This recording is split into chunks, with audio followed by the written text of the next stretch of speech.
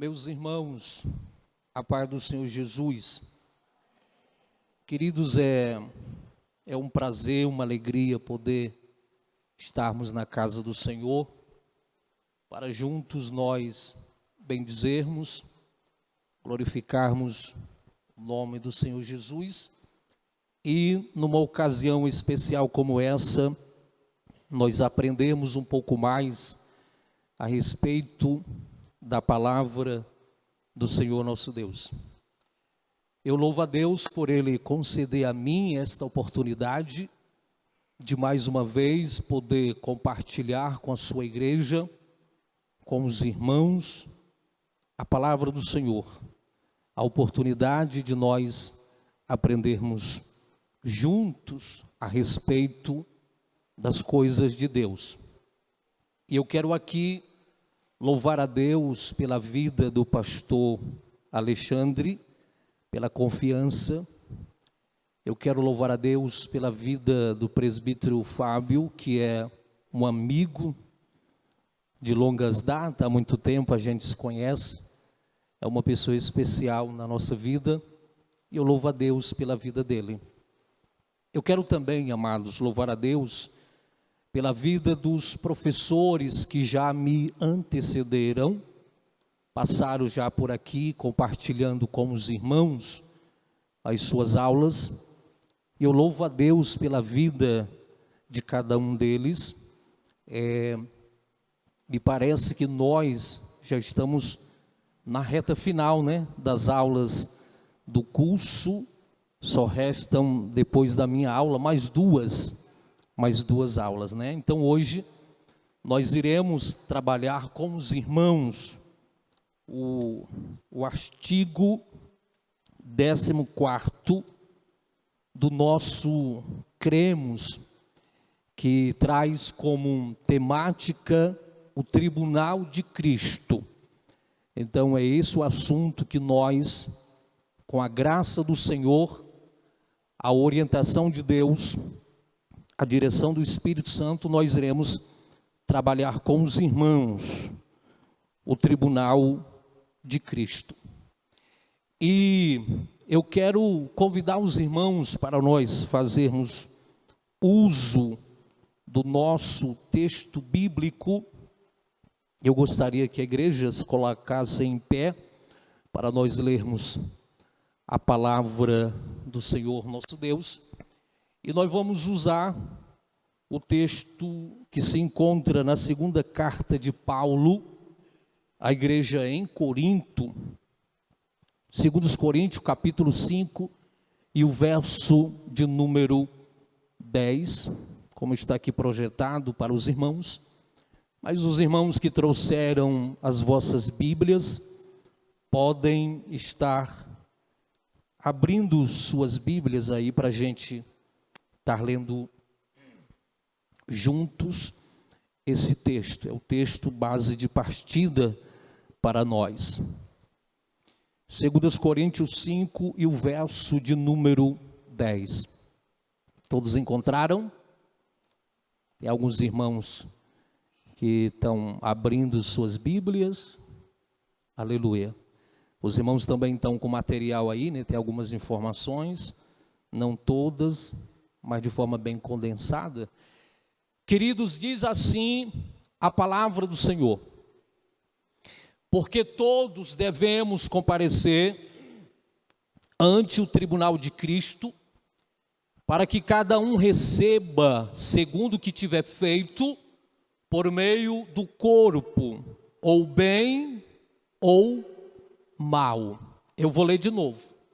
Porque todos devemos comparecer ante o tribunal de Cristo, para que cada um receba segundo o que tiver feito por meio do corpo, ou bem ou mal. Amém? Eu quero fazer mais uma oração com os irmãos. Vamos orar. A Bíblia diz para a gente orar sem cessar. E nesta oração vamos agradecer ao Senhor por um dia que Ele nos deu em paz e por essa noite abençoada de podermos estar aqui. Bendito Deus e eterno Pai, amado Senhor Jesus, meu Deus, nós te louvamos e te damos graça Deus, obrigado pelas nossas vidas, pelo dia e por estarmos aqui na sua casa para aprendermos da sua palavra. Espírito Santo, ser com cada um de nós, trabalha na nossa mente, no nosso coração, ilumina, Deus, a nossa mente para que possamos entender a sua palavra, as suas verdades eternas para as nossas vidas. Meu Deus, é no nome de Jesus que a Ti nós oramos. Amém. Glória a Deus. Eu quero começar a nossa aula para que fique mais claro e nítido a percepção dos irmãos e também a compreensão dos irmãos naquilo que nós temos como proposta para a aula de hoje, o Tribunal de Cristo. Então, de início, eu já vou aqui citar os pontos que eu abordarei nesta aula, no sentido de situar os irmãos, no sentido de colocar os irmãos diante de uma compreensão melhor daquilo que vamos abordar para os queridos. O tema é o Tribunal de Cristo. Então, na introdução, eu quero pontuar, eu quero destacar a responsabilidade. O homem como um ser responsável, a raça humana responsável por aquilo que faz, por suas atitudes e comportamentos diante de Deus. É isso que eu pretendo, com a ajuda do Senhor, já deixar claro para os irmãos aqui no início. Em segundo lugar, nós iremos trabalhar a ideia bíblica do que é o Tribunal de Cristo. O que será o Tribunal de Cristo? A partir de textos, aquilo que as Escrituras já nos dizem a respeito desse evento, desse acontecimento, o Tribunal de Cristo. Em seguida, nós iremos trabalhar o ponto quando acontecerá o Tribunal de Cristo. Olhando para as Escrituras, tendo o entendimento bíblico de quando será o Tribunal de Cristo. Um outro ponto que nós iremos deixar claro nesta aula é a respeito de como nós estamos falando do Tribunal de Cristo. É compreensível que nós entendemos, à luz das Escrituras, como se trata de um tribunal. Quem será o juiz desse tribunal? Esse é o quarto ponto que nós iremos trabalhar na nossa aula de hoje. Quem será o juiz? Em quinto lugar, eu pretendo pontuar para os irmãos os salvos e as suas obras. O aspecto aqui é no sentido de termos cuidado com aquilo que fazemos. É no sentido de nós entendermos, à luz das Escrituras, como deve ser feita e praticada as nossas obras. Então, no quinto ponto, nós iremos trabalhar os salvos e as suas obras. Em sexto lugar, eu quero destacar para os irmãos como as obras serão julgadas de que forma a Bíblia nos ensina, de que forma as Escrituras deixam esse assunto, essa questão das obras sendo julgadas, de que forma. E aí, quando nós chegarmos nesse ponto, o aspecto aqui que eu pretendo trabalhar com a ajuda do Senhor é as obras destacando o seu valor. Como as nossas obras, as obras dos crentes, as obras dos salvos serão julgadas. E aí, eu entendo que é importante nós entendermos aqui a respeito do julgamento dessas obras, destacando o aspecto, o valor delas. Qual é o valor de nossas obras? As nossas obras, dentro de um ponto de vista divino e bíblico, elas têm um valor. Que valor é esse?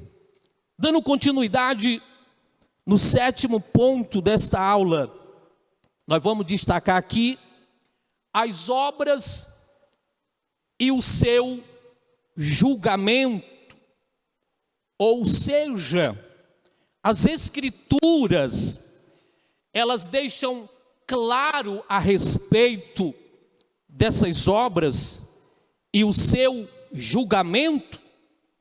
Em outras palavras, quais são os tipos de obras que serão julgadas, que nós, enquanto crentes e servos do Senhor, estivemos aqui na terra, adorando a Deus, servindo ao Senhor, fazendo a sua obra, praticamos algumas obras, e são essas obras que passarão pelo crivo divino.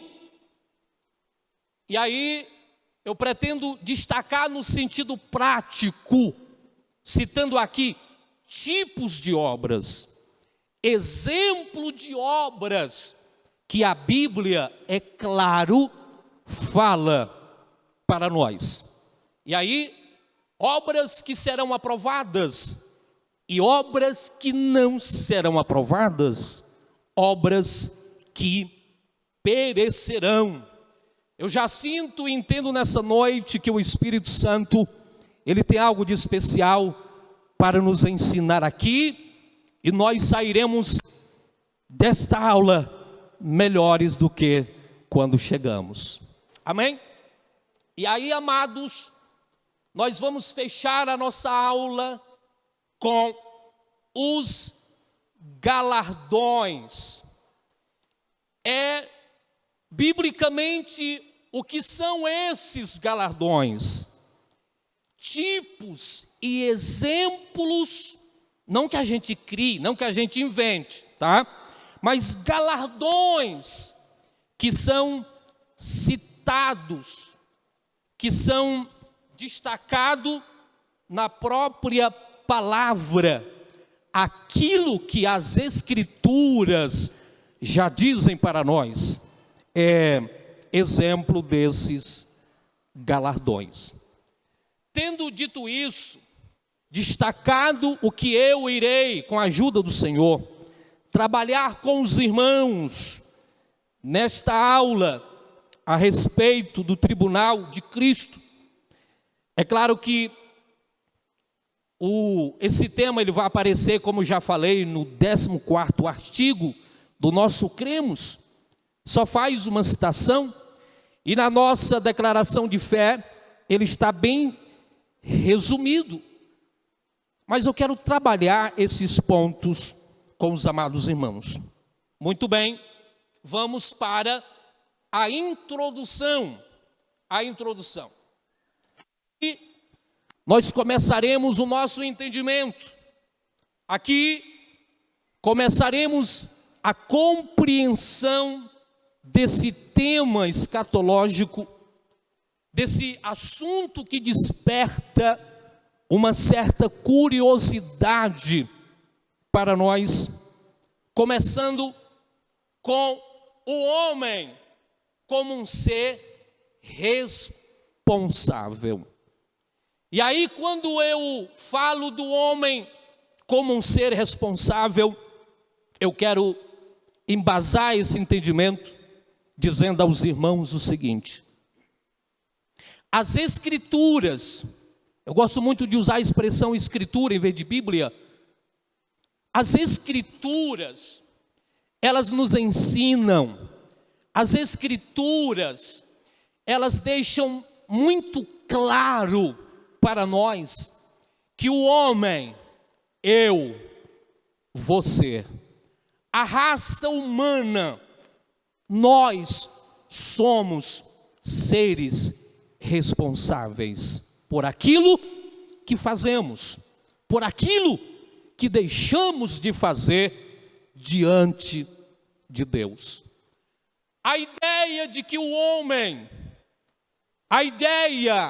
a conotação de que a raça humana é responsável pelo que faz, pelo que pratica, pelas suas atitudes, pelos seus comportamentos.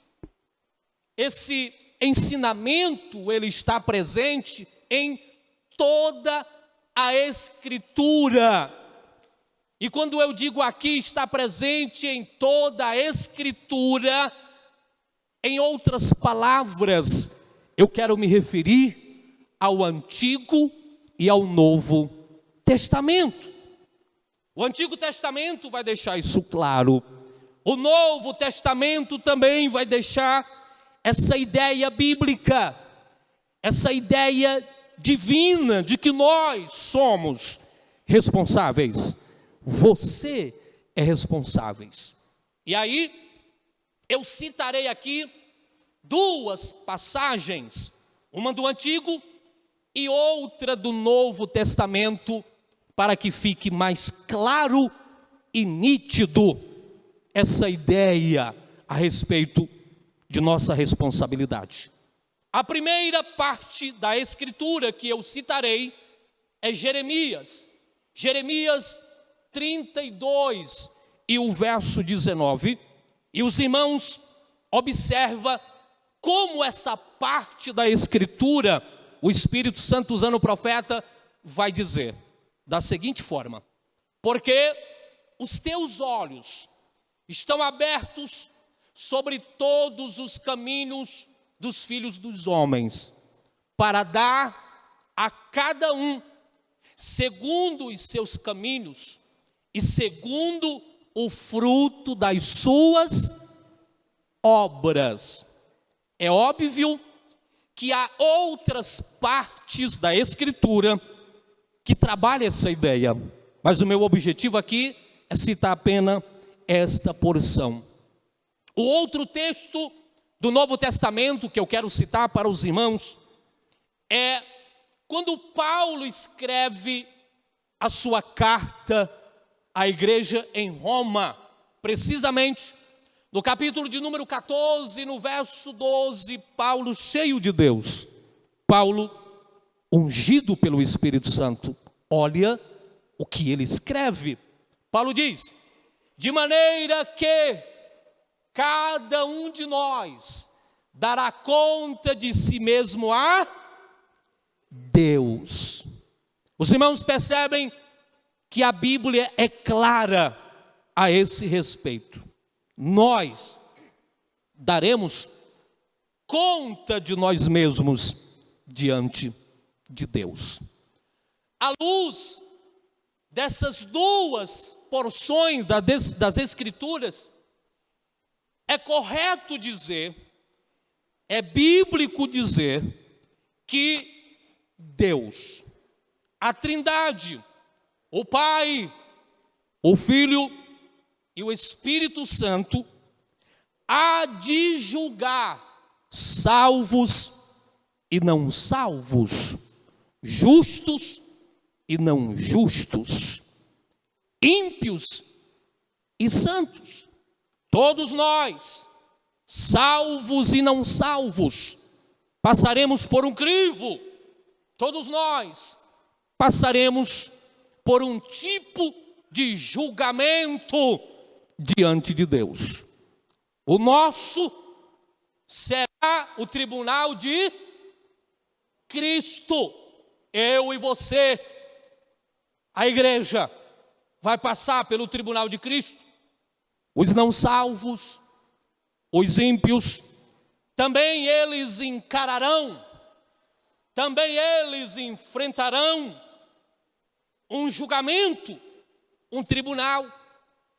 O tribunal que os não salvos vão ter que encarar, ele é descrito em Apocalipse, capítulo 20 e o verso 15, que diz da seguinte maneira: e aquele que não foi achado escrito no livro da vida foi lançado no lago de fogo. Esse julgamento aqui, que os ímpios vão passar por ele, que é o juízo final, o grande trono branco, como é descrito, conforme citei Apocalipse 20, verso 15, esse julgamento aqui, ele vai ocorrer, dar-se-á, ele vai acontecer após o milênio, o reino de Cristo. E nós, como já frisei, o texto que lemos deixa claro. Nós lemos no início desta aula, qual foi a parte da escritura que lemos? 2 aos Coríntios, capítulo 5 e o verso 10, que diz, citando de novo: porque todos devemos comparecer ante o tribunal de quem, igreja? De Cristo, para que cada um receba segundo o que tiver feito por meio do corpo, ou bem ou mal. Para nós concluirmos essa pequena introdução sobre esse assunto que cria curiosidade na nossa cabeça, aqui cabe uma pergunta. Qual é a pergunta? É a seguinte pergunta: por que todos os seres humanos, como já frisamos, salvos e não salvos, vão passar por um tipo de julgamento? Por que que todos os seres humanos, por que que a raça humana será e passará por um julgamento, onde Deus é o juiz, onde Jesus Cristo é o juiz, o Espírito Santo, a Trindade? O porquê disso? Queridos, não há outra resposta para essa pergunta senão a seguinte: o fato de todos serem julgados prova que Deus é justo, prova que Deus, ele age com justiça em tudo aquilo que ele faz. Aliás, ele é o único que de fato é justo, e as Escrituras deixam isso bem claro para nós. Tudo bem, nós iremos agora para o tribunal de Cristo. O que será o tribunal de Cristo? O nosso ponto de partida aqui é o nosso texto áureo, o nosso texto básico. E aí, você pode manter a sua Bíblia abertinha, tá bom? Para você estar me acompanhando nas citações bíblicas. 2 Coríntios 5 e 10. Queridos irmãos, aqui em 2 Coríntios 5 e 10, Paulo, ele vai usar uma palavra grega para se referir ao tribunal para falar do tribunal a seguinte palavra: bema. Então, quando Paulo ele fala aqui de tribunal, ele está usando essa palavra grega, bema. O que era o bema? O que Paulo quer dizer quando faz uso dessa palavra em relação ao tribunal? A expressão grega bema era um lugar elevado. A palavra bema era uma espécie de plataforma onde os oradores, os atletas, eles usavam para receber os seus troféus, as suas conquistas. O bema era também usado pelos governantes, os juízes da época dos dias de Paulo, para eles fazer os seus discursos, para eles se comunicar com as pessoas da época, através de seus discursos para as multidões. Então, quando Paulo ele vai fazer uso dessa expressão aqui, bema, se tratando do tribunal de Cristo, é como se ele quisesse dizer, porque Paulo ele traz aqui a figura da época em que as pessoas faziam uso dessa plataforma. Então, o que Paulo está dizendo aqui em relação a Cristo é que no tribunal, Jesus, ele estará numa posição elevada.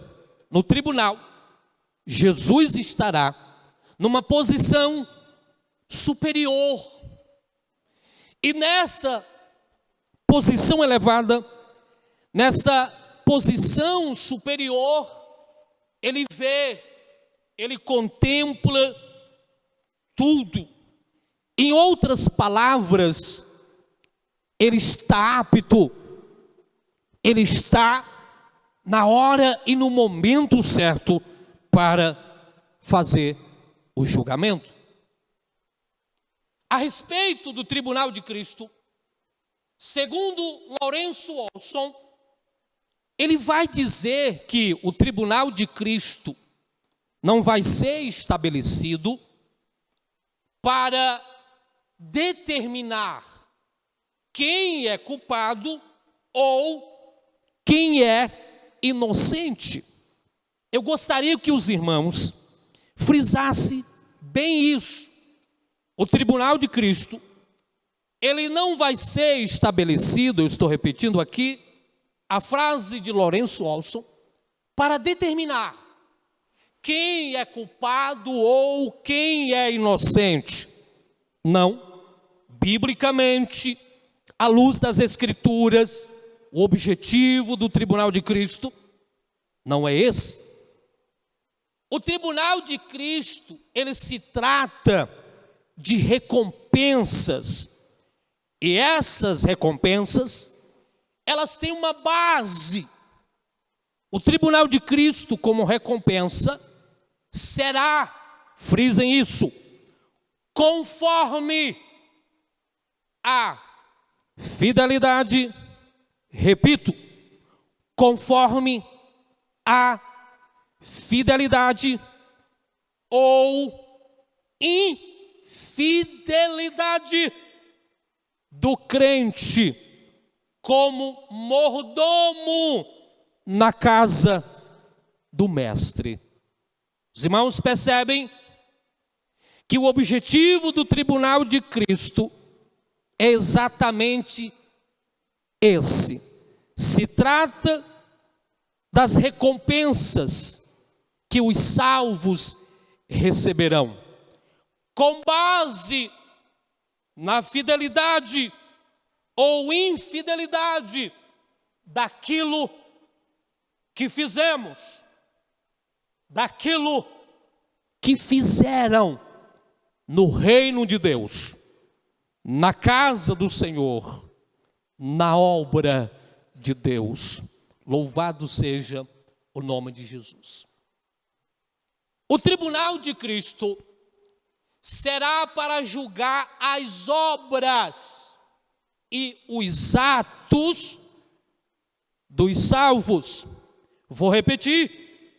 O tribunal de Cristo será para julgar as obras e os atos dos salvos, recompensando-os ou não por aquilo que fizeram em vida aqui na terra.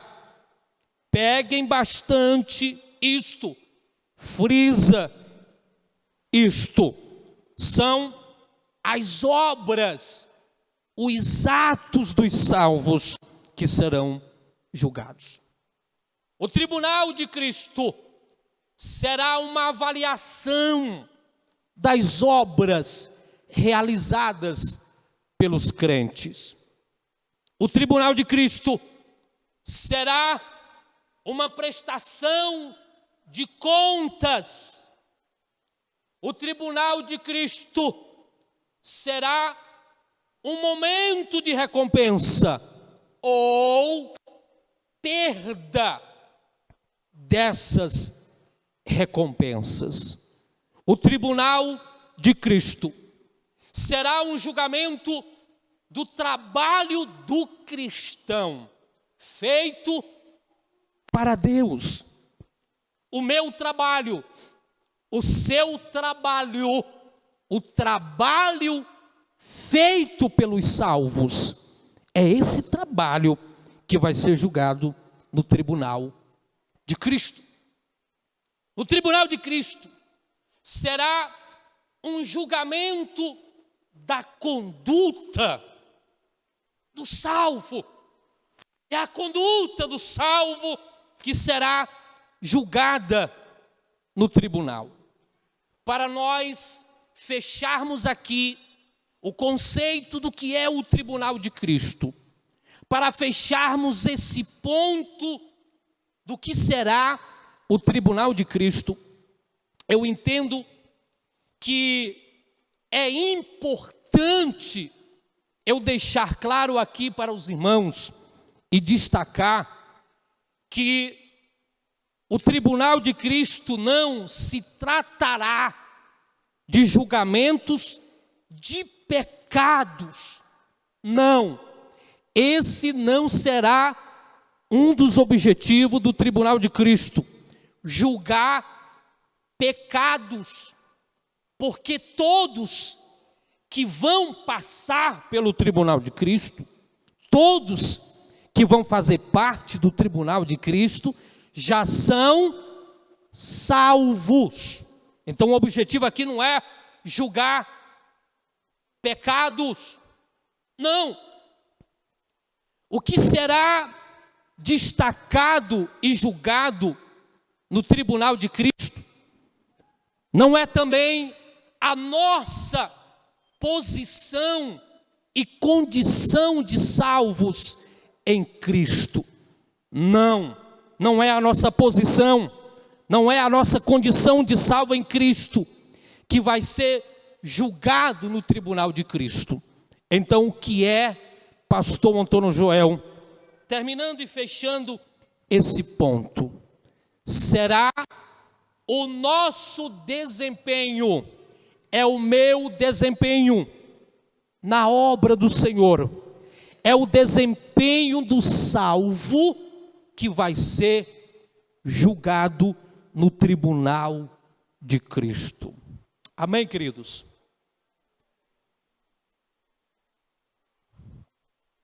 Ok.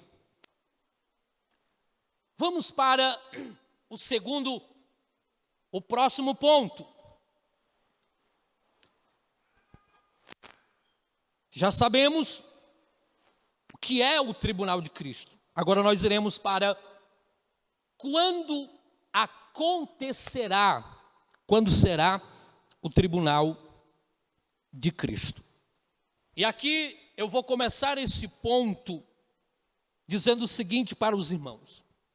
Segundo a declaração de fé das Assembleias de Deus, o tribunal de Cristo, ele se dará logo após o arrebatamento da igreja. Então, o tribunal de Cristo, ele vai acontecer depois do arrebatamento da igreja, e isso antes das bodas do Cordeiro.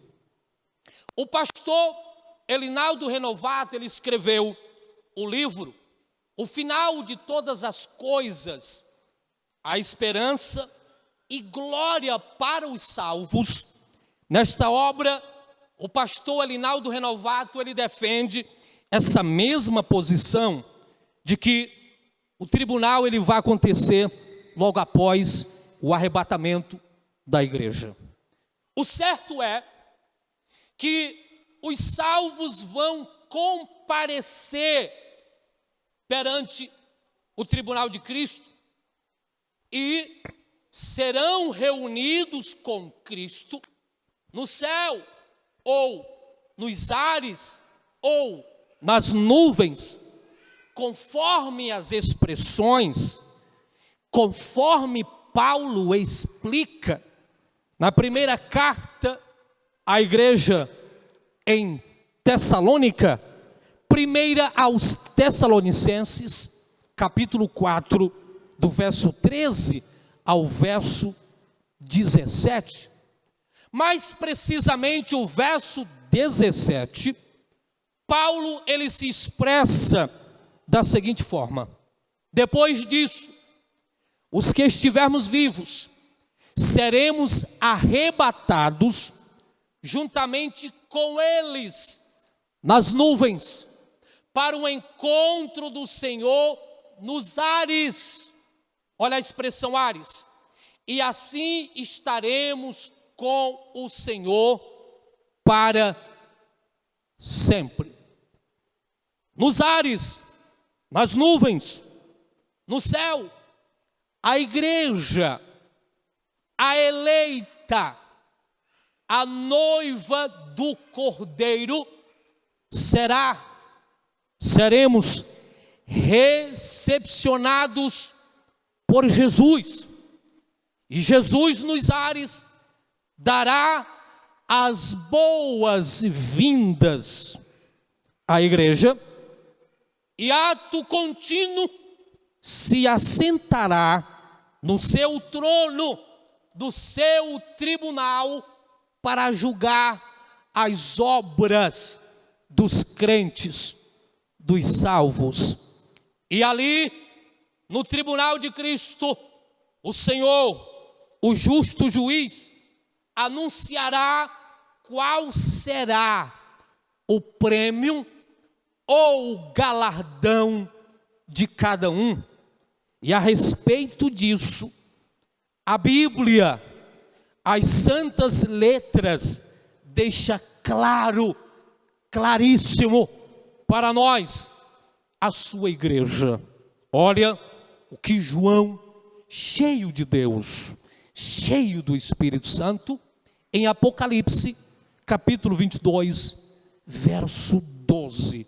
Olha o que ele escreveu: eis que cedo venho, e o meu galardão está comigo, para dar a cada um segundo a sua obra. Aleluia. Eu estou me segurando aqui porque é uma aula, mas eu estou me segurando aqui, presbítero Fábio, para mim não... Eu estou querendo quase que pregar, irmãos. A minha vontade aqui é de pregar. Você, a igreja do Senhor, receberemos das mãos do Mestre, do meigo Nazareno, o nosso galardão, por termos sido fiéis e sinceros ao Senhor, aqui, enquanto estivermos na terra, fazendo a sua obra. Aleluia. Naquele dia, todos os crentes que permaneceram fiéis ao Senhor receberão a sua recompensa. E aí eu abro aqui um parêntese para reafirmar, para trazer à memória dos queridos aquilo que você já sabe. A palavra ela diz que nós somos peregrinos. Você é um peregrino aqui. A nossa estadia não é aqui. A nossa permanência não é aqui. Eu e você, a igreja, os salvos, nós estamos aqui de passagem. O nosso destino é o céu. O nosso destino é as mansões celestiais. Aleluia, aleluia. Muito bem. Compreendendo esse outro ponto da nossa aula, quando acontecerá o tribunal, agora passamos para a parte de quem será o juiz. Quem será o juiz? Aleluia. Presbítero Fábio está me dando um sinal aqui. As horas passam rápido, né? Que é o intervalo. A gente vai para o intervalo. Os irmãos, vamos tomar um cafezinho. E aí a gente volta para a gente continuar a nossa aula. E a gente para aqui. Quem será o juiz? Amém?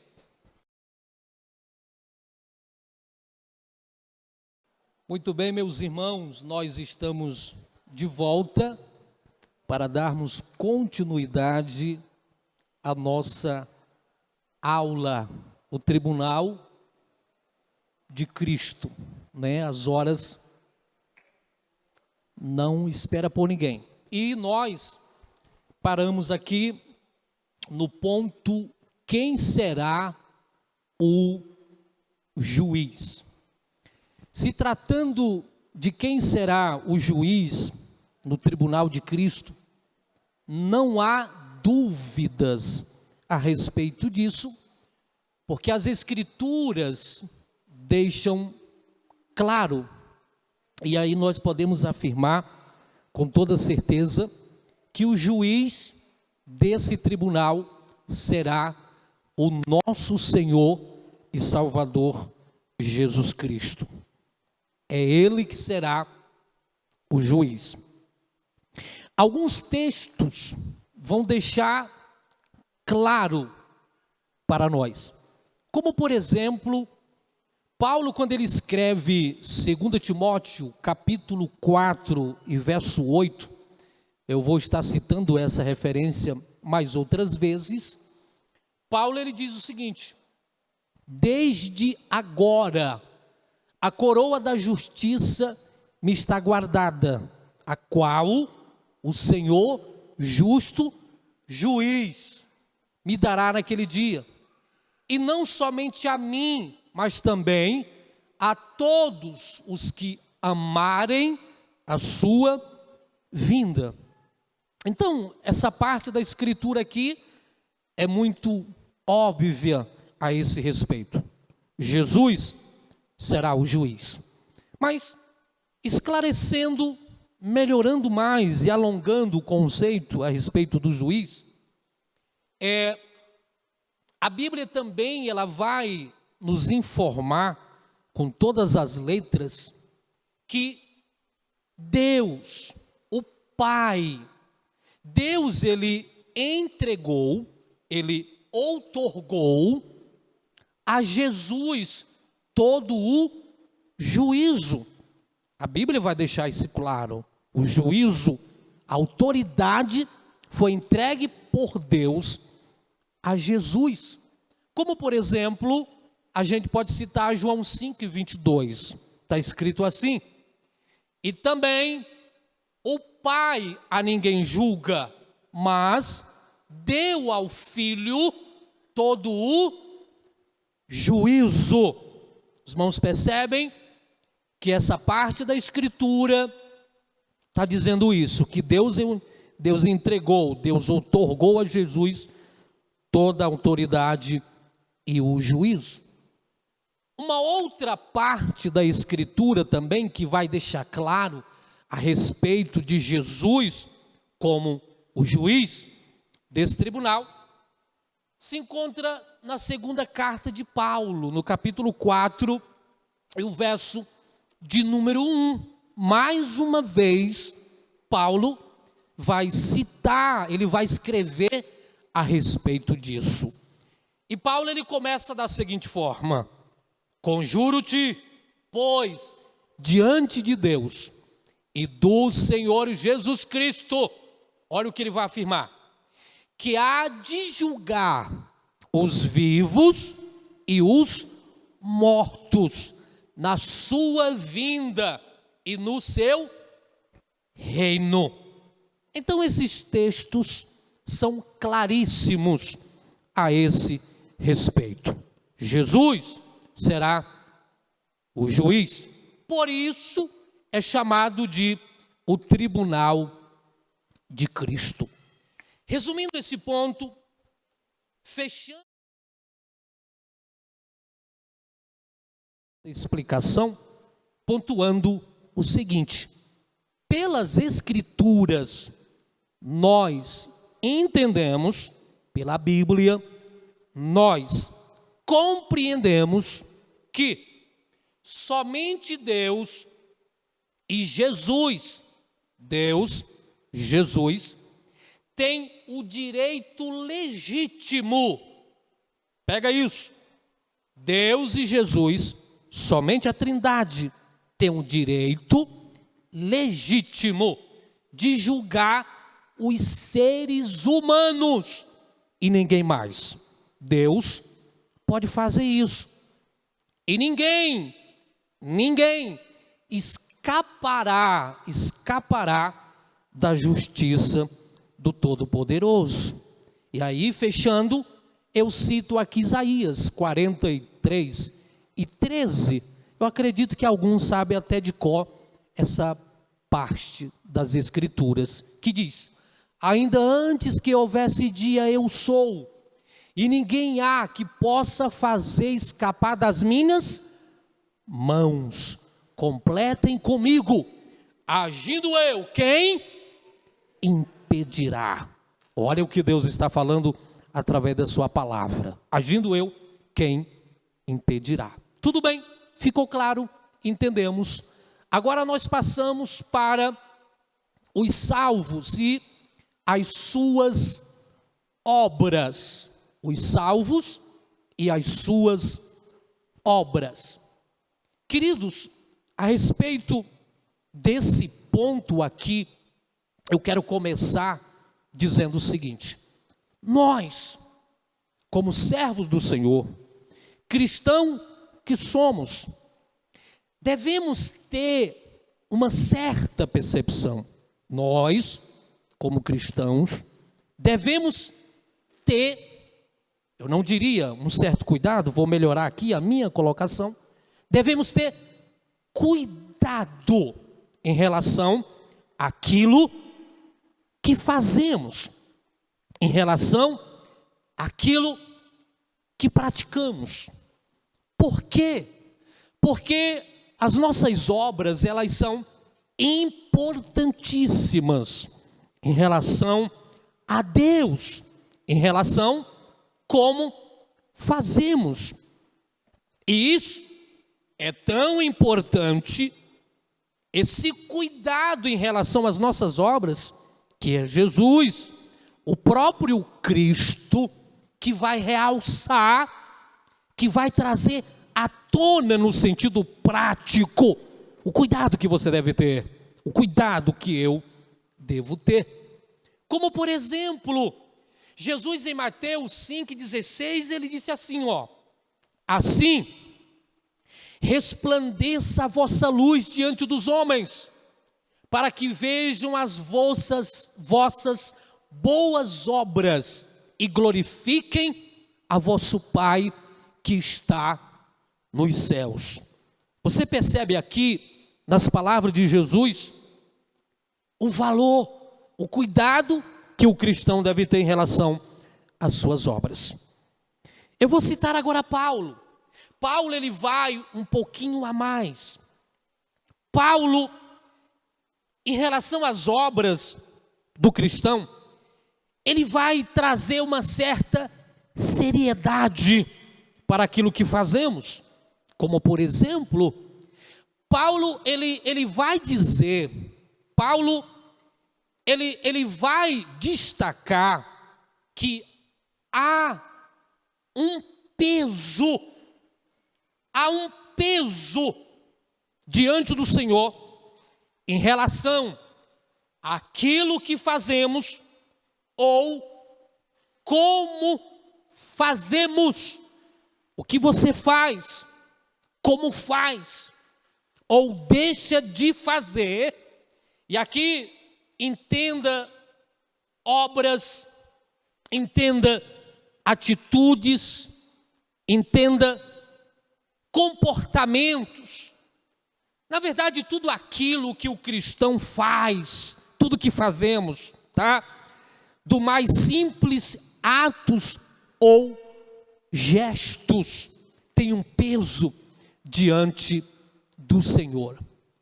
E Paulo ele vai deixar isso claro quando escreve à igreja em Colossos, a carta aos Colossenses, capítulo 3, verso 23 ao 24.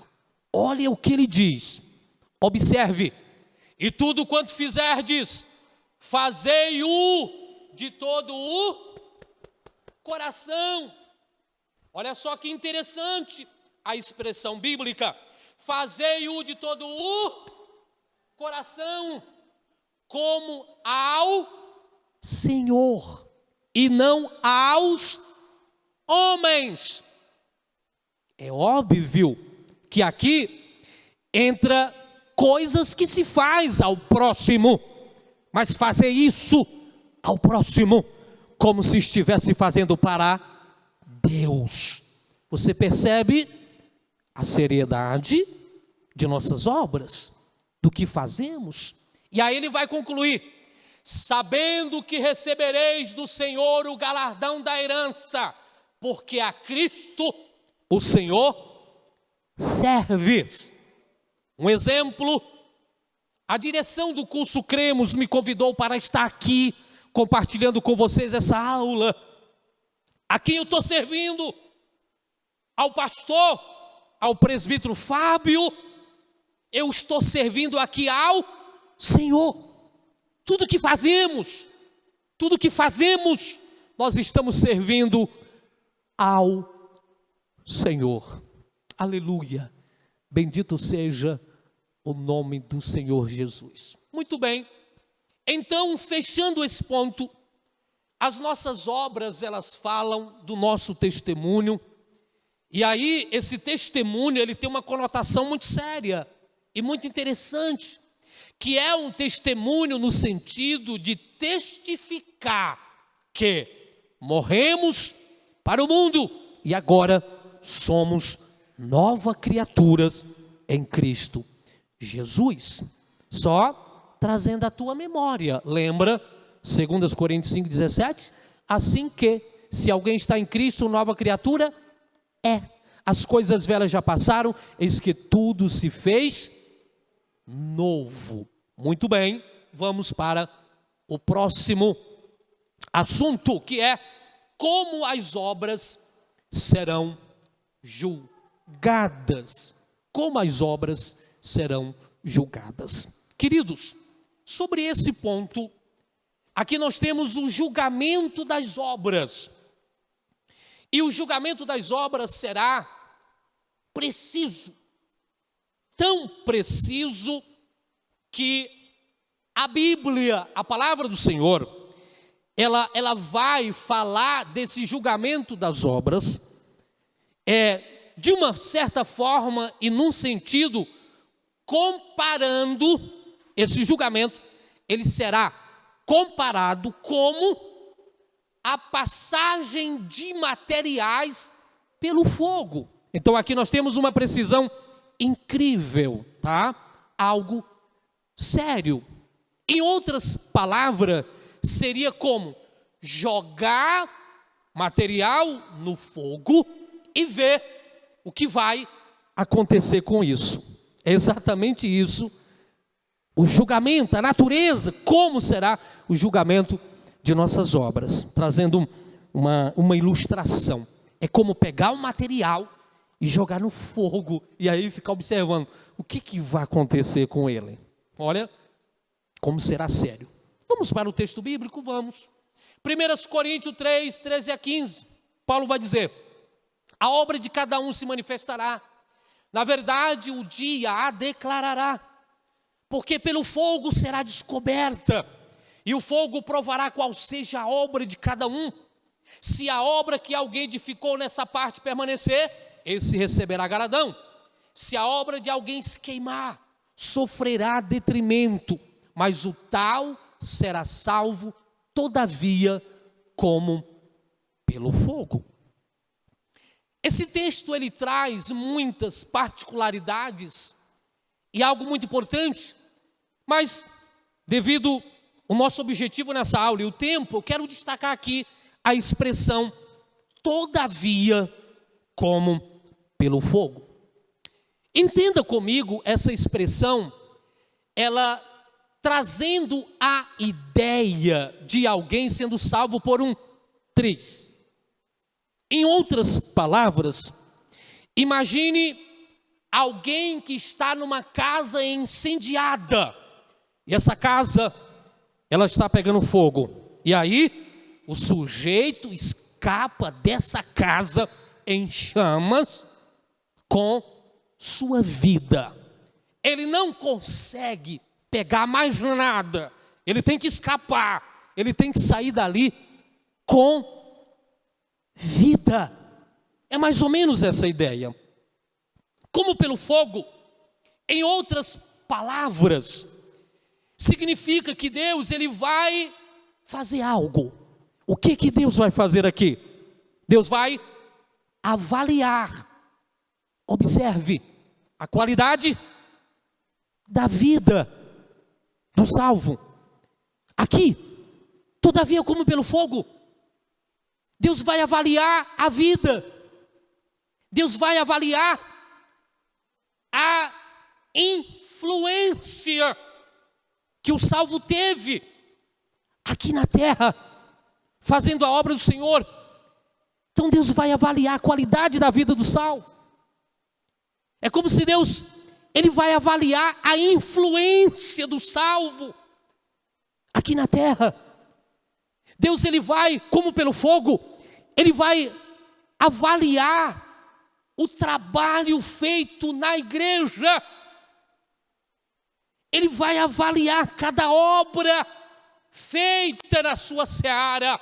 E aí, se essa obra for julgada por Deus como indigna, o sujeito perderá o seu galardão, mas pessoalmente ele será salvo. É isso que Paulo quer dizer aqui. Resumindo, o fogo divino ele vai purificar, e nessa purificação do fogo divino, o fogo divino vai revelar qual é a verdadeira intenção do coração naquilo que foi feito. Queridos, em palavras isso parece ser algo simples, mas não é. É profundo, porque só o Senhor poderá fazer isso. E aí Paulo, ele usa aqui uma linguagem humana para que a gente entenda. E aí ele vai comparar essas obras a materiais. E de uma forma simbólica, Paulo também aqui retrata a natureza e a forma dessas obras que são praticadas por nós, os crentes. E aí, agora, nós vamos conhecer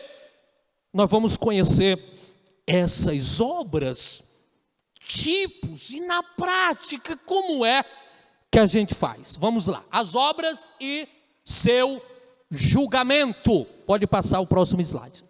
Muito bem. Abra sua Bíblia em 1 Coríntios 3:12. Olha o que está escrito. E se alguém sobre este fundamento formar um edifício, aqui nós temos algumas obras citadas por Paulo. Vamos lá. Edifício de ouro, prata, pedras preciosas, madeira, feno e palha. Então aqui são exemplos de obras. Quais são essas obras na prática, na nossa vida? Vamos lá trabalhar cada uma delas. E a gente começa aqui com obras comparadas a ouro. Observe que Paulo, ele está usando uma linguagem aqui, e aí ele faz essa comparação dessas obras a esses materiais. Obras comparadas a ouro. Então vamos começar aqui fazendo uma pergunta: por que o ouro? Porque Paulo inicia aqui falando de ouro. Muito bem, quando nós olhamos para as Escrituras a respeito do ouro, nós entendemos que na Bíblia o ouro, ele é visto como símbolo das coisas de Deus. O ouro, nas Escrituras, tem uma representatividade de um caráter divino. Em outras palavras, ouro na Bíblia ressalta o caráter divino. Então, obras comparadas a ouro são obras que foram feitas para a glória de Deus. Frisem isso aqui, tá? Eu vou estar repetindo algumas vezes. Obras comparadas a ouro são obras feitas para a glória de Deus. Ou seja, se trata de obras que são feitas em Deus. Obras comparadas a ouro são obras que foram praticadas conforme a vontade de Deus. Vontade essa revelada nas Escrituras. O pastor Antônio Joel me deu um exemplo. Vou dar um exemplo. Vamos lá. Tiago 4:17. São exemplos bem simples. Olha o que Tiago diz. 4:17. Aquele, pois, que sabe fazer o bem e não faz, comete pecado. Então, aqui, nessa parte da Escritura, fazer o bem é algo que agrada a Deus. As obras comparadas a ouro são obras que Paulo se refere a essas obras em Efésios, capítulo 2, verso 10. E como é que Paulo vai falar dessas obras? Olha o que Paulo escreve em Efésios 2:10. Porque somos feitura sua, criados em Cristo Jesus, para as boas obras, as quais Deus preparou para que andássemos nelas. Então essas obras comparadas a ouro, aqui nós temos um exemplo, e Paulo está chamando de obras boas, que Deus preparou para que a gente andasse nelas, ou seja, praticasse, fizesse. As obras comparadas a ouro são obras que glorificam a Deus e não a nós mesmos. Um exemplo, quando você usa bem os talentos que Deus te deu, sabe, aquele talento que o Senhor te deu, quando você usa bem esse talento, você está realizando obras de ouro. As obras comparadas a ouro é quando, olha que interessante, obras comparado a ouro é quando você faz qualquer coisa, até mesmo no ato de comer, mas aí você faz isso com um sentimento divino no coração. E olha o que Paulo escreveu a esse respeito.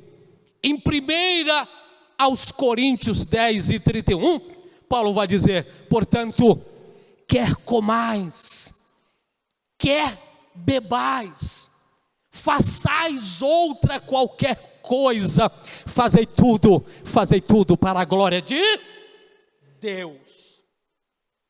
Até no ato de comer. Quando você faz algo com esse sentimento divino no coração, você está fazendo uma obra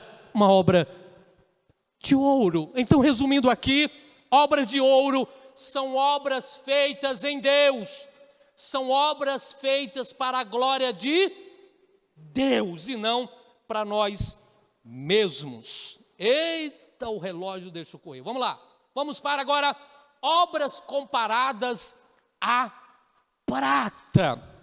Vamos entender isso aqui. Obras comparadas à prata, olha que interessante, sobre prata. Na tipologia bíblica, a prata, ela tem um símbolo significativo, como por exemplo, prata no Antigo Testamento é símbolo de redenção. E quando a gente estuda esse assunto, redenção no Antigo Testamento, a gente vai perceber e descobrir nas Escrituras que o resgate de uma pessoa, a compra de uma pessoa, era, no Antigo Testamento, feito através do pagamento, do uso de prata. No Novo Testamento, a simbologia da prata continua, tá? Também significa redenção, só que é uma redenção feita através de Cristo. E quem vai explicar melhor essa simbologia da prata, representando e significando a redenção através de Cristo, é Pedro. Pedro responde isso com maestria, na primeira carta, no capítulo 1, no verso 18 e no verso 19. Olha o que Pedro diz: sabendo que não foi com coisas corruptíveis, como prata ou ouro, que foste resgatado da vossa vã maneira de viver, que por tradição recebestes dos vossos pais, mas com o precioso sangue de Cristo, como de um cordeiro imaculado e incontaminado. Hoje, alguém é resgatado através do sangue do cordeiro imaculado, que é Jesus Cristo. Pois bem, nós estamos aqui falando de obras comparadas à prata. O que são essas obras? As obras comparadas a pratas são obras, frisem isso, as obras comparadas a ouro são obras feitas em Deus, para a glória de Deus. As obras comparadas à prata são obras feitas em Cristo, obras comparadas à prata são obras feitas em Cristo. Pastor Antônio Joel exemplifica esse negócio. Vamos lá. Exemplo: quando você ganha almas, está fazendo obras comparadas à prata. Quando você prega a palavra do Senhor, você está praticando obras comparadas à prata. Quando você dá um bom testemunho da sua fé, você está fazendo obras comparadas à prata.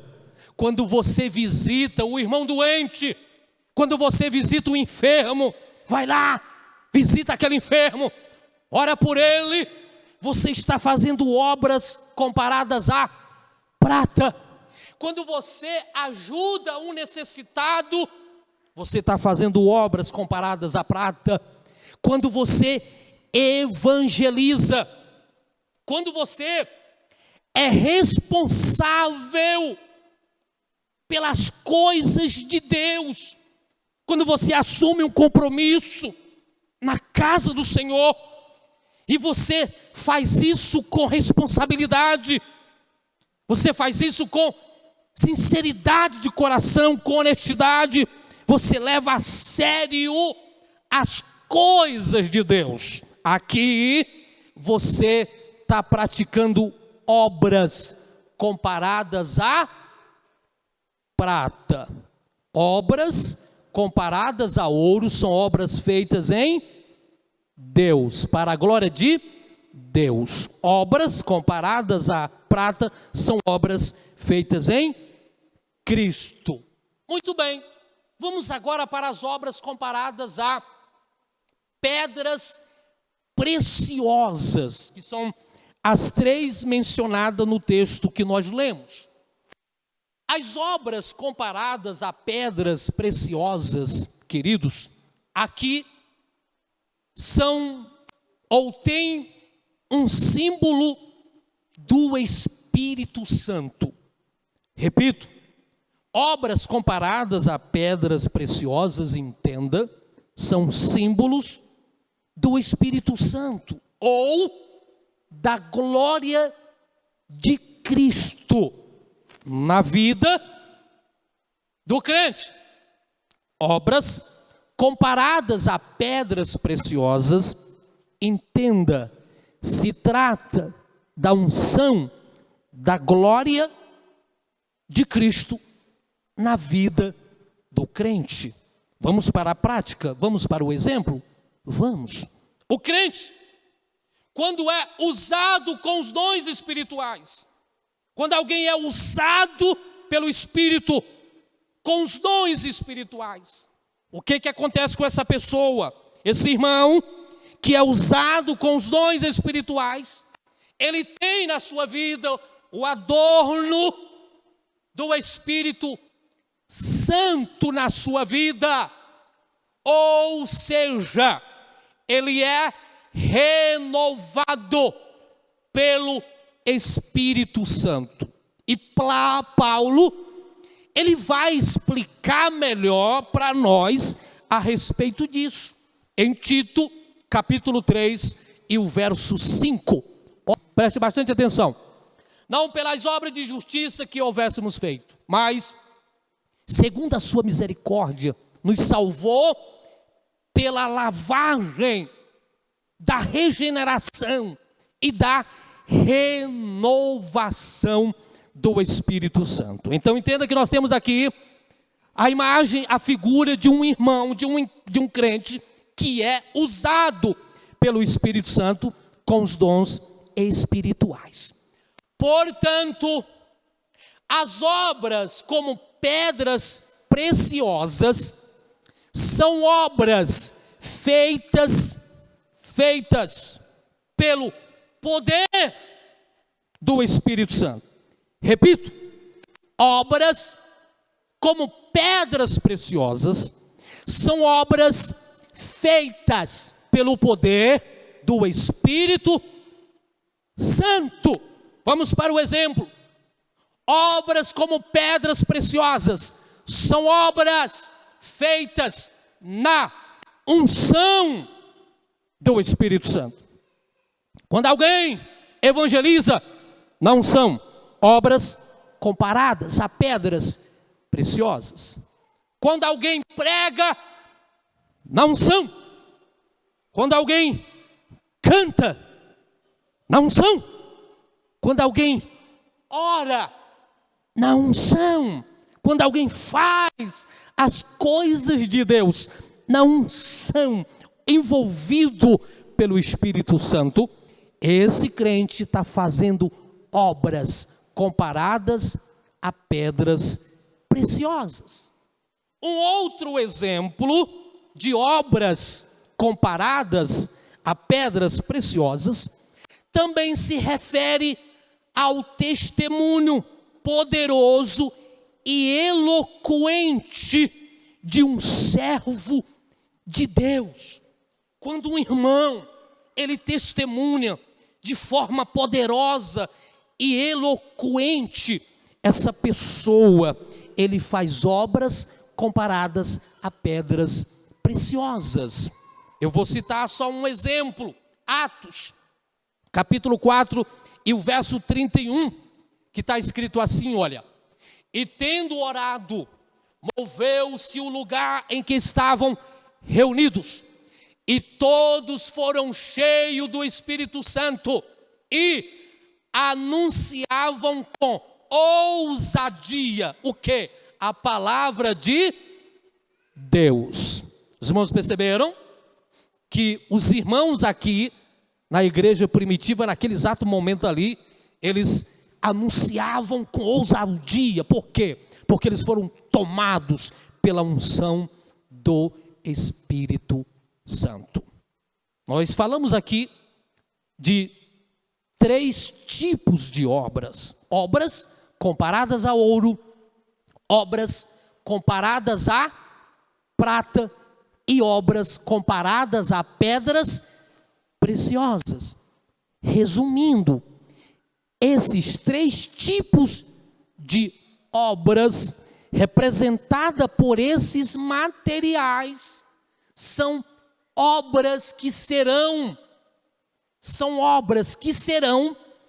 aprovadas, aceitas no tribunal de Cristo, e os seus praticantes receberão seu galardão. Então, queridos, pratiquemos obras comparadas a ouro, pratiquemos obras comparadas a prata, pratiquemos obras comparadas a pedras preciosas. Agora a gente vai para as 3 últimas obras. Vamos lá?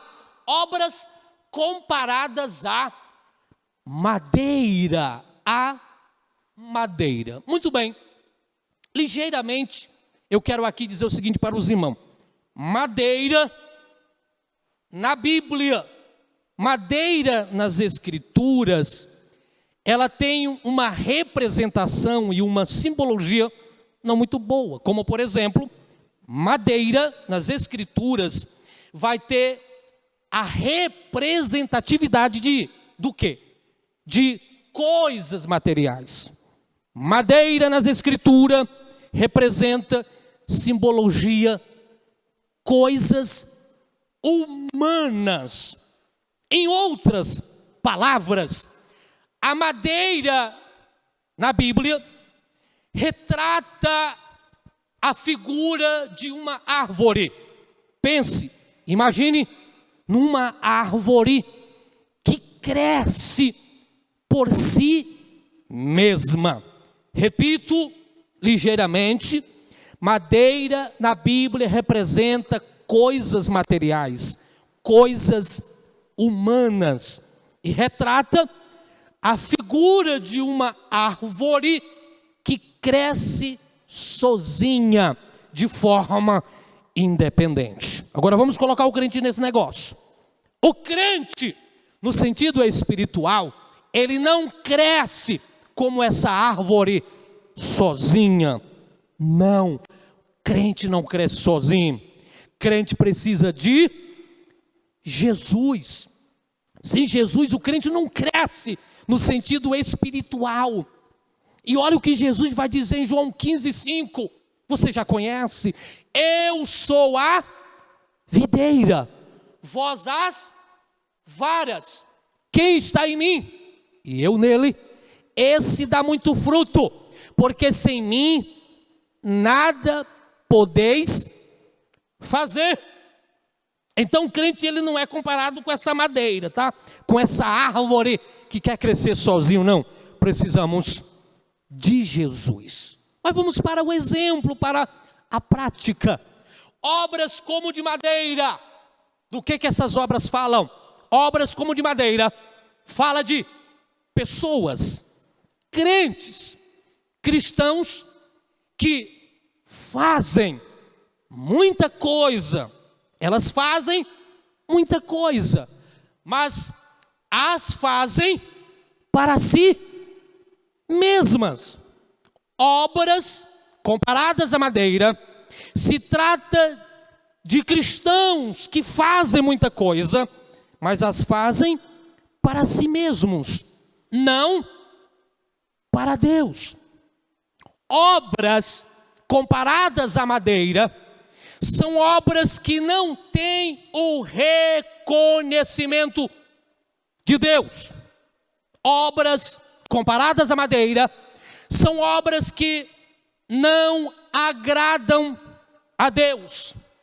Elas estão sendo feitas, mas Deus não se agrada. Obras comparadas à madeira, se trata de obras que Deus não aprovaria. Como por exemplo, olha o que Paulo deixa escrito para nós. Na primeira carta, fechando isso aqui, aos Coríntios 4 e 5, na tradução, a NVI, Paulo diz assim: portanto, não julguem nada antes da hora devida. Esperem até que o Senhor venha. Ele trará à luz o que está oculto nas trevas e manifestará as intenções do coração. Nessa ocasião, cada um receberá de Deus a sua aprovação. Então, resumindo aqui, queridos, obras comparadas à madeira são obras que não glorificam a Deus, que não são feitas para Deus, mas feitas visando o próprio sujeito, o próprio indivíduo. Vamos para a próxima. Obras comparadas a feno. O que são essas obras? Em uma outra linguagem, feno é a mesma coisa que capim. Feno aqui traz a ideia de erva seca, de algo seco. Pensa nisso. Obras comparadas a feno, se trata de obras aparentes. Obras comparadas a feno, se trata de obras sem constância, porque o feno representa, o feno se trata de algo perecível. Vamos para o exemplo, vamos para a prática. Obras comparadas a feno indica pessoas, sujeito que fazem a obra de Deus para se aparecer. Se trata de pessoas que fazem a obra de Deus para serem vistos. São pessoas que fazem algo, que trabalham, porém, quando estão fazendo, quando estão trabalhando, há uma preocupação, há uma certa consideração no coração dessas pessoas. Só que essa preocupação, ela gira em torno de si mesmas, do tipo, como eu vou me sair? Qual o resultado que eu vou obter disso? Obras comparadas a feno, se trata de pessoas que fazem certas obras, Mas a intenção dessas pessoas não é a qualidade, e sim a quantidade. Obras comparadas a feno. Se trata de obras que são feitas, motivadas pelo dinheiro. Obras comparadas a feno são obras motivadas pelo lucro. Obras comparadas a feno são obras motivadas pelo ganho. São obras motivadas pelos aplausos. São obras motivadas pela oportunidade. São obras onde pessoas as fazem.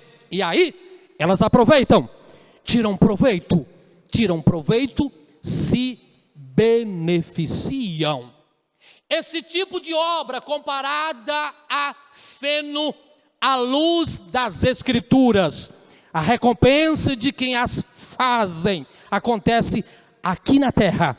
É aqui na terra que elas receberão a sua recompensa. E aí eu fecho isso aqui, citando Mateus 6:5. Olha o que Jesus diz: e quando vocês orarem, não sejam como os hipócritas. Eles gostam de ficar orando em pé nas sinagogas. Aqui nós temos uma representação perfeita de sujeitos que fazem obras comparadas a feno. Eles gostam de ficar orando em pé nas sinagogas e nas esquinas, a fim de serem vistos pelos outros. Jesus dá a martelada. Eu lhes asseguro que eles já receberam a sua plena recompensa. Obras comparadas a feno são obras onde a recompensa será recebida aqui mesmo, na terra. Vamos para a próxima.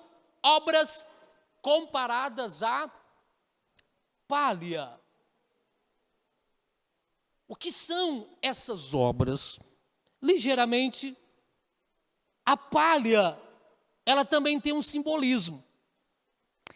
E nas Escrituras, a palha traz a ideia de algo fraco. Palha retrata ou fala de algo não resistente, que não tem força, que não resiste o fogo. Palha tem a ideia de algo que é levado com facilidade pelo vento para qualquer lugar. Então, obras comparadas à palha representa obras sem firmeza, ou seja, são obras feitas por pessoas, sujeitos, indivíduos, crentes que são inconstantes. Exemplo: vivem mudando de igreja, vivem mudando de costume, vivem mudando de crença, são levados com facilidade para qualquer lugar.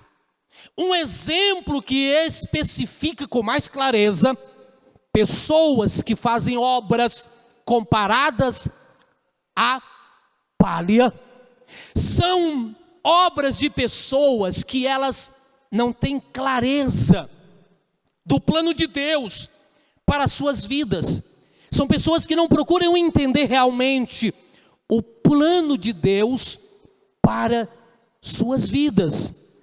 Ao invés de buscarem em Deus um propósito para as suas vidas, elas buscam ambientes, lugares, pessoas, e nessa busca nunca se firmam, porque o nosso propósito, ele vem de Deus. Devemos buscar uma orientação divina em Deus. O direcionamento que eu e você precisamos, ele está em Deus, não nos lugares, não nos ambientes, não nas pessoas. Aliás, todo cristão precisa entender a vontade de Deus para a sua vida, porque eu não sei o que é melhor para você, você não sabe o que é melhor para mim, mas Deus sabe qual é o melhor para a minha vida e para a sua vida. A esse respeito, Paulo vai nos aconselhar da seguinte forma, em Efésios 4:14. Olha o que Paulo diz: para que não sejamos mais meninos, inconstantes, levados em roda por todo o vento de doutrina, pelo engano dos homens, que com astúcia o enganam fraudulosamente. Ou seja, não sejam inconstantes, meninos espirituais, mas homens, no sentido espiritual, maduros e firmes. Deus te chamou aqui, é aqui que Ele vai te levantar. Está acontecendo alguma coisa difícil? Pede ajuda do Senhor e Deus vai clarear as coisas para você. Aleluia! Queridos, e agora nós vamos fechar a nossa aula com os galardões. Os galardões. Os galardões dos salvos. A Bíblia, ela deixa claro que a entrega desses galardões será feita pelo próprio Cristo. É Jesus que vai fazer a entrega dos galardões. Mas aqui eu quero começar fazendo a seguinte pergunta: o que os salvos receberão no tribunal de Cristo como galardão? O que os salvos vão receber? Primeiramente, recompensas eternas. Frisem isso. No tribunal de Cristo, os salvos receberão recompensas eternas. E aí a gente tem uma clareza à luz das Escrituras. Eu vou citar só um exemplo, Mateus 6:20, quando Jesus disse assim, mas ajuntai tesouros no céu, onde nem a traça, nem a ferrugem consomem, e onde os ladrões não minam, nem roubam. Aqui nós temos uma ideia clara de recompensas eternas. O que os salvos receberão no tribunal de Cristo como galardão? Segundo, recompensas inimagináveis. Olha que lindo. Paulo, em 1 Coríntios 2:9, ele vai dizer assim, mas como está escrito, as coisas que o olho não viu, e o ouvido não ouviu, e não subiram ao coração do homem, são as que Deus preparou para os que o amam. É esse tipo de galardão, de recompensa, que o salvo vai receber. Coisas inimagináveis, coisas que o olho não viu, o ouvido não ouviu, e jamais subiu ao coração do homem.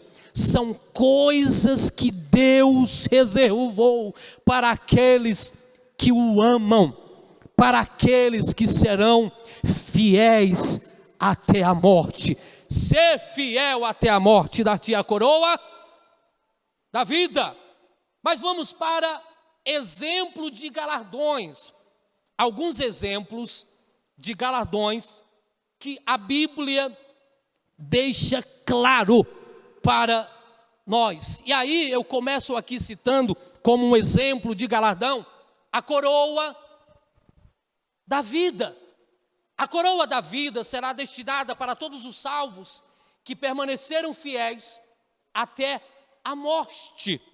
Olha o que está escrito, Tiago 1:12. Bem-aventurado o homem que sofre a tentação, porque quando for provado receberá a coroa da vida, a qual o Senhor tem prometido aos que o amam. Coroa da vida. Um outro exemplo de galardão, a coroa da vitória. Essa coroa da vitória se trata de um prêmio para todo salvo que vencer as lutas e tentações da vida aqui na terra. Olha o que está escrito, 1 Coríntios 9:25, Paulo vai dizer, e todo aquele que luta de tudo se abstém, eles o fazem para alcançar uma coroa corruptível, nós porém uma incorruptível. Se trata de coroa da vitória. Um outro exemplo de galardão, a coroa de glória. Essa coroa de glória é a recompensa especial para aquele obreiro, para aquela pessoa que tem um cargo, que exerce um cargo na igreja com fidelidade e comprometimento. É exatamente isso que Pedro vai dizer na primeira carta, no capítulo 5, no verso 3 e no verso 4. Olha o que o Pedro vai dizer: não hajam como dominadores dos que lhes foram confiados, mas como exemplos para o rebanho, quando se manifestar o Supremo Pastor. Vocês, Pedro aqui está se tratando de obreiros de forma específica. Vocês receberão a imperecível coroa da glória. Essas coroas serão galardões dados para os salvos. Um outro exemplo de galardão, coroa da justiça. Essa coroa da justiça é a recompensa daqueles que não cederam durante sua jornada. Quer um exemplo? Vamos lá, 2 Timóteo 4, 7 e 8, Paulo diz: combati o bom combate, terminei a carreira, guardei a fé, agora me está reservada a coroa da justiça, que o Senhor, justo juiz, me dará naquele dia, e não somente a mim, mas também a todos os que amam a sua vinda. Está muito claro, irmão, os galardões que serão dados a nós. Fechando para a gente concluir, galardões de servos. Galardões são recompensas dadas àqueles que serviram. Por exemplo, na condição de profeta, você é um profeta. Na condição de justo, você é um cristão justo. Na condição de discípulo, por mais pequeno que seja. Olha o que a Bíblia deixa claro. Mateus 10, 41, 42. Olha o que está escrito: quem recebe um profeta em qualidade de profeta, receberá galardão de profeta. E quem recebe um justo na qualidade de justo, receberá galardão de justo. E qualquer que tiver dado só que seja um copo de água fria a um destes pequenos, em nome de discípulo, em verdade vos digo que de modo algum perderá o seu galardão. É Jesus que está dizendo isso. Até em servir alguém com um copo de água. Tudo que fazemos de coração e para Deus, nós, os salvos, serão recompensados por Cristo no tribunal. Aleluia. Aleluia. Conclusão.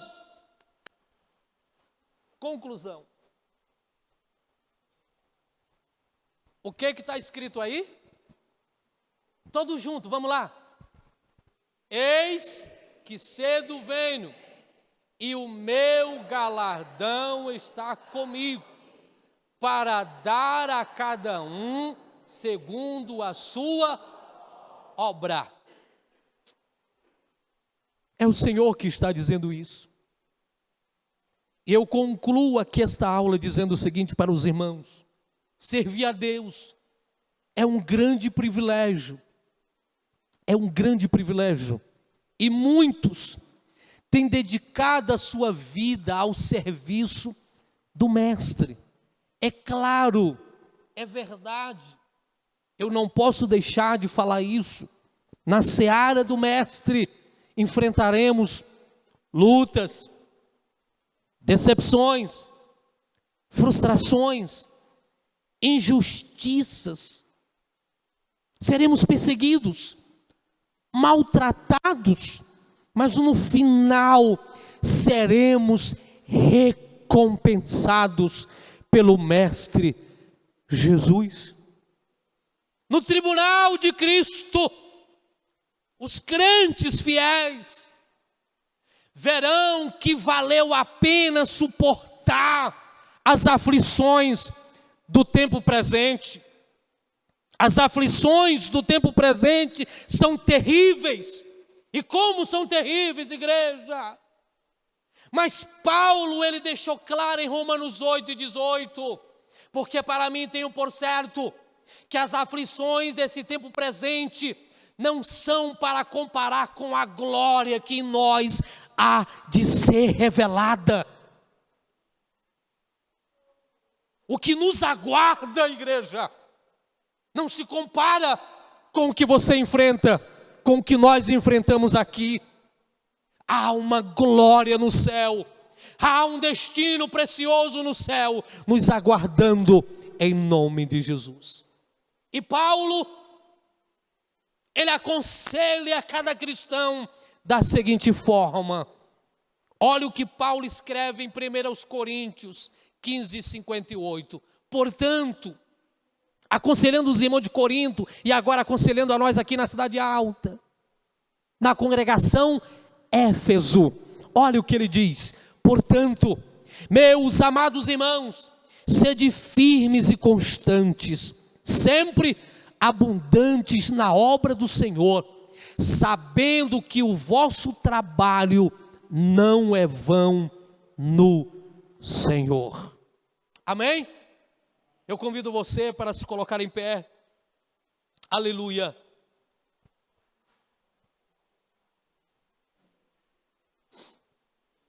Sede firme, constante, abundante na obra do Senhor, porque o que você faz, o seu trabalho não é vão, é garantia certa na pessoa bendita de Jesus. Porém, vão fazer parte do tribunal de Cristo todos aqueles que for fiéis até o fim. Aleluia. E aqui eu quero concluir, fechar, fazendo uma oração ao Senhor nosso Deus. Curve sua cabeça e ore comigo. Bendito Deus e eterno Pai, Senhor, nós te louvamos. Deus, nós te agradecemos por esta oportunidade. Espírito Santo, o Senhor conhece cada coração. Trabalha na vida dos teus filhos, nos capacitando mais e mais e dando a nós força e graça do céu. Abençoando, Pai, esta igreja maravilhosa e cada aluno do curso Cremos, ó Pai, nos enchendo da tua graça, do teu Santo Espírito. Meu Deus, muito obrigado, Senhor. É no nome de Jesus que a ti nós oramos. Amém. Amém. Em nome